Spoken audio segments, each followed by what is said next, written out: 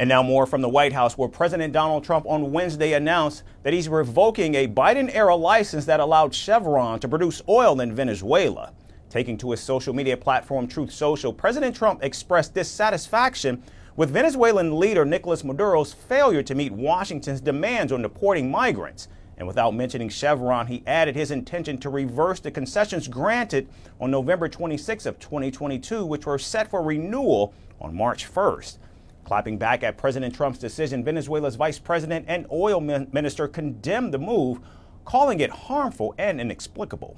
She even accused the country's political opposition of influencing the U.S. administration to adopt a tougher stance. However, this is not the first time President Trump has in fact threatened to axe Chevron's Venezuela oil license. And speaking to journalists on February 18th, the commander-in-chief suggested that the U.S. might block Venezuela's oil exports through Chevron.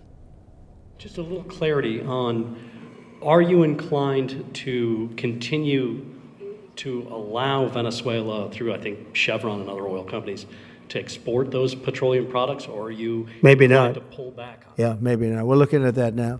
I just got here. When I left, they weren't doing anything. They were ready to go. We give up. And then Biden came along and he gave them literally billions of dollars.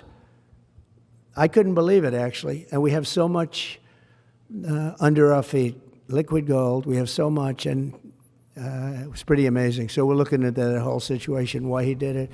The Chevron license, which was granted in November of 2022, had allowed Chevron to bypass American sanctions and extract oil in Venezuela. And now, amid the reversal, the move is a significant blow to Chevron, which produced over 200,000 barrels of oil daily in Venezuela, which is about 6% of its global output. Chevron's spokesperson acknowledged the announcement and said the company was reviewing its implications. He also emphasized that Chevron operates in full compliance with U.S. laws and sanctions.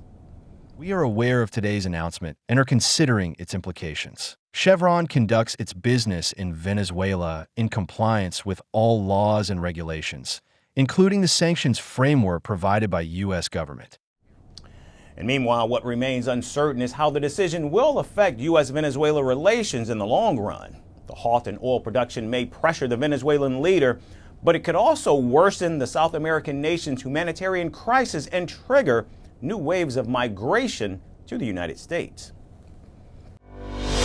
Merci beaucoup. Hi, how are you? Very well, thank you. Thank you for being here. Namaste, Mr. President. Bharat Kelogan, Komeri Namaste. How many people generally follow you in interviews? Typically in a month we have viewers up to 150 million, that's more than twice the population of France. And in the last 2 years we had 3 billion viewers. So I say, Laurent, this is your chance to be famous. You're on Firstpost. One word to describe your equation with Prime Minister Modi. Amitié. As India and France work together, are you creating a new era of non-alignment in the technology space? India is a training superpower. 1 million engineers a year, more than all of Europe and the US combined. So we have that partnership.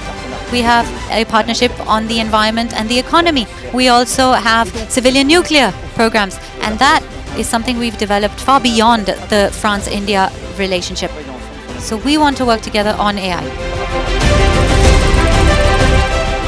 And then comes China with its DeepSeek, creating models at a fraction of the cost. Did that innovation take you by surprise? Did that breakthrough make you sit up and think, what did the Chinese do and how?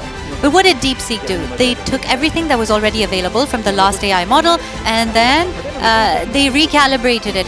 So are you going to ban Chinese AI in France? So we don't have this American approach of banning tech because of where it comes from.